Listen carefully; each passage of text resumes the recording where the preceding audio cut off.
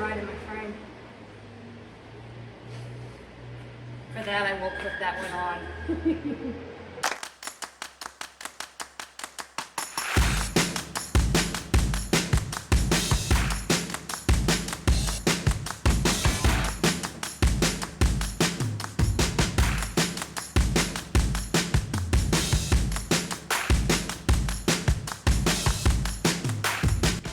Hey guys, it's Robin the Lady Biker. How is everyone doing today? Recently, I took off on a motorcycle tour of a lifetime when I made a trip to Esperance, Western Australia with the ladies of GLOW. Well, we had a few of the guys with us too, but after making sure Scarlett was ready to roll, Aly and I took off for our meetup at Carrigaline, just outside of Perth in the early hours of the morning. Looking forward to yet another epic adventure.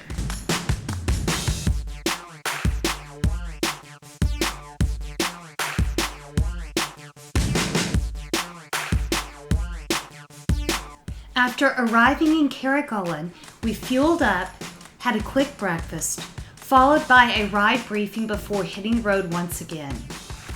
As someone who has ridden with GLOW on multiple occasions, I'm constantly impressed and inspired by how Kathy, the founder of GLOW, meticulously plans out each ride. She takes into account regular fuel stops and rest stops, plans out the route, and then shares it with the group as a whole, giving us the freedom to ride at our own pace. On this particular day, with over 40 bikes in attendance, and a planned distance of about 725 kilometers, roughly 450 miles, Aly and I decided to ride ahead of the group. When I ride through the countryside here in Western Australia, it's almost like taking a trip down memory lane to my childhood. The small towns here are strikingly similar to the ones I grew up around in East Texas. Blink and you will miss them. Yet there's an undeniable charm to them that is both unique and familiar.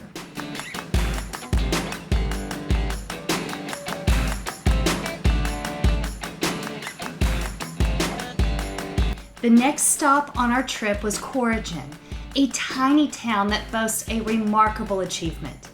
In 2002, this unassuming town broke the previous world record for the most dogs in a truck, known as a ute here in Australia, in a continuous queue with an astounding count of 1,527 utes. This was almost twice the number held by Victoria, which held the previous world record. Upon arriving at the fuel stop, the main group of riders were in dire need of a break due to a close call with a large truck that swerved into their lane. The incident was extremely nerve-wracking, and a few minutes off the bike to allow the adrenaline to bleed off was much appreciated. We then continued our journey towards the 10-horse highway.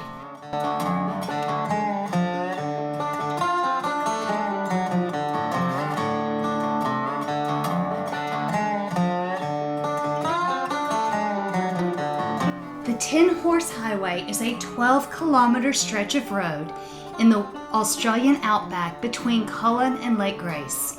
The highway is known for its collection of unique and creatively themed metal sculptures made from unconventional materials, and it is a true testament to the creativity and community spirit of small towns around the world.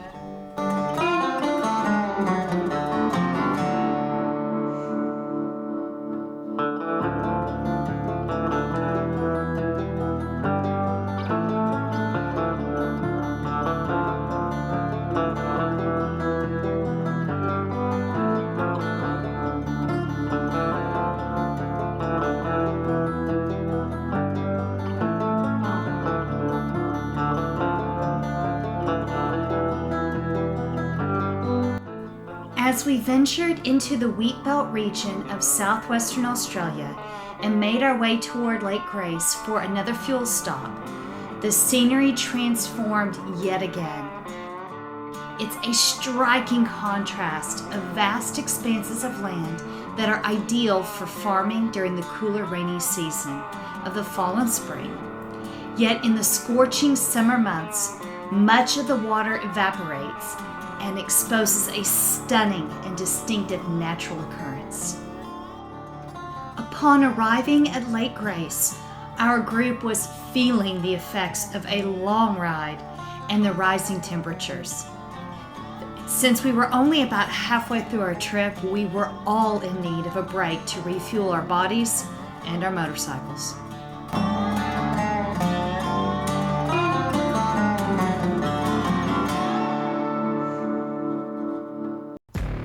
And then it was time to continue our journey. And the next part of the ride was even more impressive in the area just west of Lake Grace. The stretch of road between there and Ravensthorpe was truly remarkable. We rode through a series of lakes that had turned into something that resembled salt flats, and the experience was indescribable. The last time I was awestruck by a natural beauty like this was when I rode through the sequoias of California, and again while riding the Beartooth Highway along the border of Montana and Wyoming. When editing, there are always fun things to find. So tell me, who can caption this clip?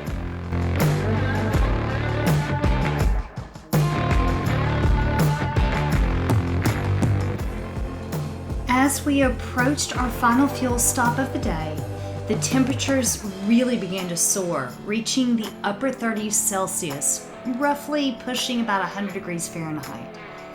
However, despite the heat, we were still able to appreciate the stunning scenery that surrounded us.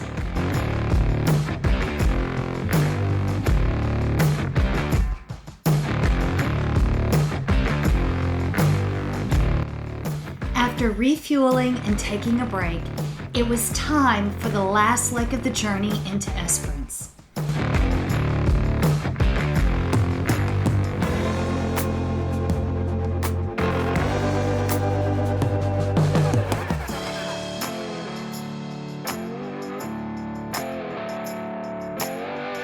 The day had been both physically demanding and breathtakingly beautiful.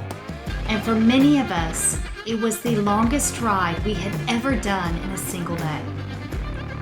Despite the fatigue and dust, it was a memorable experience that we will always cherish. When we finally arrived, we were ready to settle in and spend the evening in good company. I want to express my gratitude to all of those who have watched the video to the end. Your support means the world to me. So I'd like to share some bonus footage with you. This is just some of what goes on when the cameras are turned off at night.